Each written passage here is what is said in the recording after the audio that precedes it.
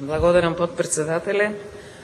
Колешка Илијана, само вие собравте храброст да дискутирате на темата ребаланс, за разлика од вашите колеги патриоти победници, кои се криеа во клупа, сега викаат од место. Само вие дебатирате на оваа тема.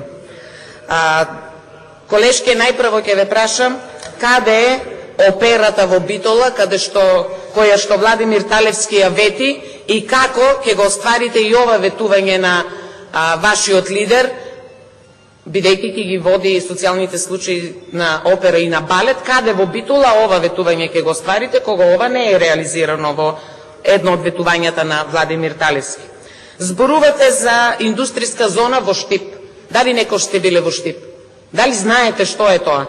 Тоа е една ливада на која што постојано исечете 6 пати исечете ленти, а ако мислите на она инвестиција на фабриката отворена во Штип, таа се наоѓа во кругот на Македонка и таа воопшто не е во зоната, во таа фамозна индустријска зона на која постојано се повикувате. Такво нешто во Штип не постои.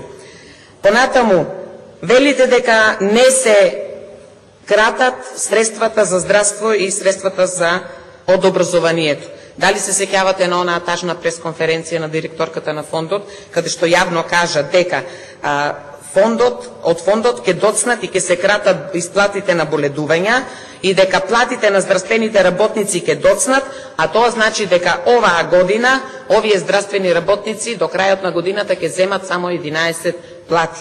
Од образованието ги скративте средствата за научно-истражувачка дејност, парите од буџетот, предвидени од буџетот за спортски сали, уште минатата година ги тргнавте, па за истите се задолживте.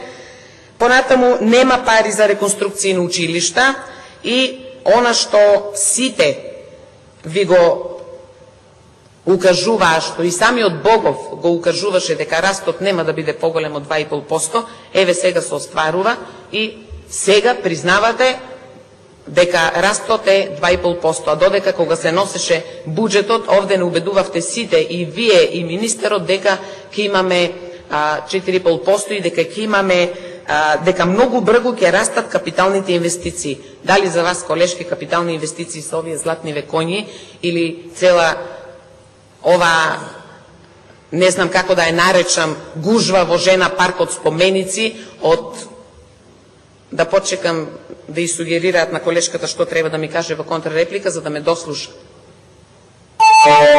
Овие палми, овие врби, дали тоа за вас представува капитална инвестиција, колешки? Благодарам. Благодарам за контрреплика, јавена госпоѓа пратеник Лилијана.